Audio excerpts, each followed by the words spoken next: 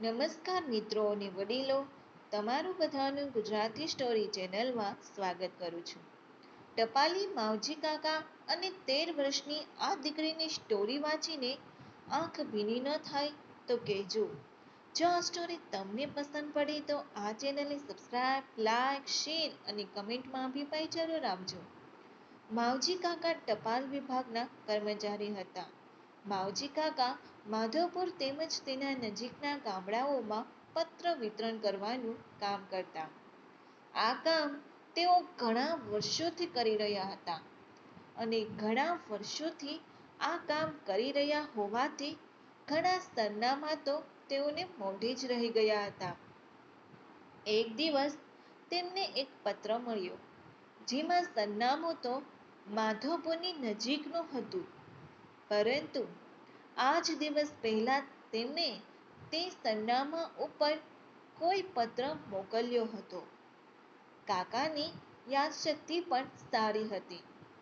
તેને આ સરનામું અત્યંત નવું લાગી રહ્યું હતું.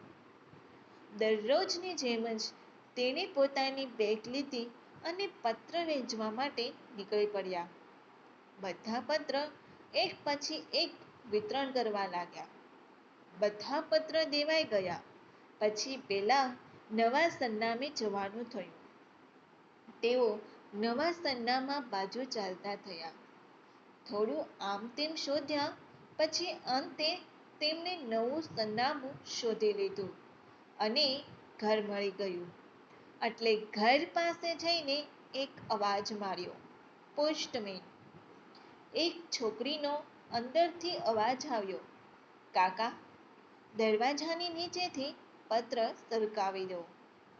કાકા મનમાં ને મનમાં વિચારવા લાગ્યા કે કેવી છે આ છોકરી? હું આટલા દૂરથી એક પત્ર લઈને આવી શકું છું અને તે મહારાણી જુઓ, માત્ર બારણા સુધી પણ નથી આવી શકતી. અરે બહાર આવો, આ રજિસ્ટ્રી છે, તમારે સાઈન કરવી પડશે. થોડા ખીજાઈને માવજી કાકાએ જણાવ્યું. અંદરથી પણ તરત જ જવાબ આવ્યો, એ હમણાં જ આવી. કાકા ત્યાં રાહ જોઈને ઊભા હતા. 1 મિનિટ વીતી ગઈ, કોઈ આવ્યું નહીં. 2 મિનિટ વીતી ગઈ, પરંતુ અંદરથી કોઈ ન આવ્યું.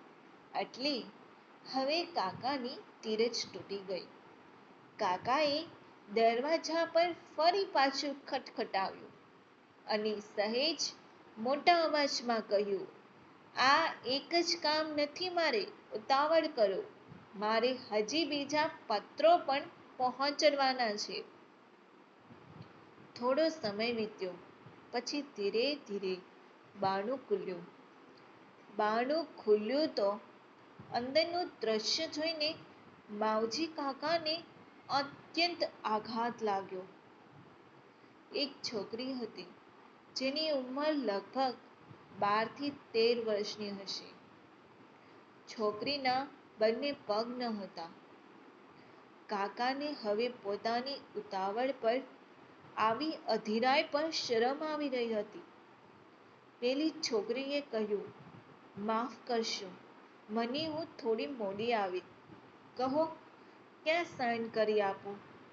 કાકાએ સહી કરાવી અને પત્ર આપીને ત્યાંથી કાકા રવાના થઈ ગયા. આ ઘટનાના લગભગ 8 કે 10 દિવસ પછી કાકાને ફરી પાછો એ જ સરનામે પત્ર મળ્યો. આ વખતે પણ આજુબાજુના પત્રો બધા સ્થળે પહોંચાડી દીધા. પછી અંતે તે પેલા ઘરે પહોંચ્યા. કાકાએ કહ્યું, તમારો પત્ર આવ્યો છે, પરંતુ સાઈન કરવાની આ વખતે જરૂર નહીં પડે તો નીચેથી સરકાવી દઉં. અરે ના ના, ઊભા રહો, હું હમણાં જ આવી રહી છું. અંદરથી છોકરી જવાબ આપ્યો. થોડા સમય પછી બારણું ખોલ્યું. છોકરીના હાથમાં સરસ મજાની સજાવેલી પેટ હતી. છોકરીએ કહ્યું, કાકા, મારા પત્ર આપી દો અને આ તમારી ભેટ લઈ લો. અરે, આની શું જરૂર છે બેટા? કાકાએ છોકરીને કહ્યું.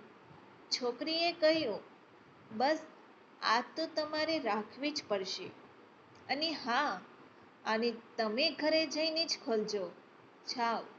આટલું કહીને કાકાના હાથમાં છોકરીએ ભેટ આપી દીધી. કાકા પેટી લઈને ઘર તરફ જવા રવાના થઈ ગયા.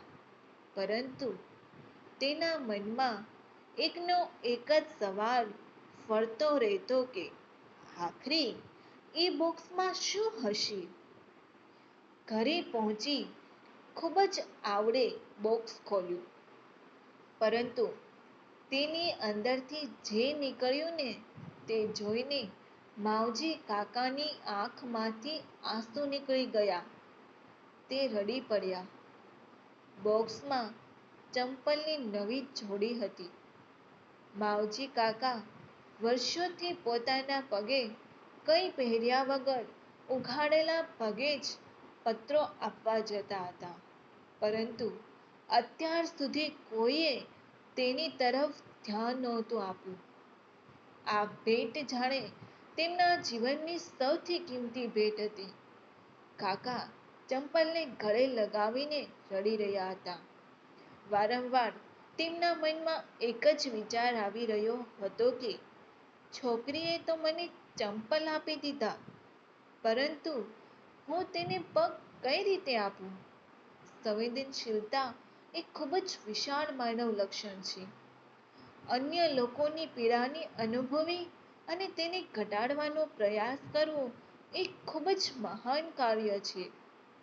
જે છોકરીના પોતાના પગ નથી તે બીજાના પગને લઈને આટલી લાગણીશીલ હોય, આ વાત આપણને ખૂબ જ મોટો સંદેશો આપીને જાય છે. તો આપણે પણ લોકો પ્રત્યે સંવેદનશીલ થવું જોઈએ. જો તમને આ સ્ટોરી પસંદ પડી હોય તો દરેક લોકો જોડે શેર કરજો. આવી સ્ટોરી સાંભળવા માટે આ ચેનલને સબસ્ક્રાઇબ, લાઇક, શેર અને કમેન્ટમાં અભિપ્રાય જરૂર આપજો. સાંભળવા માટે આભાર.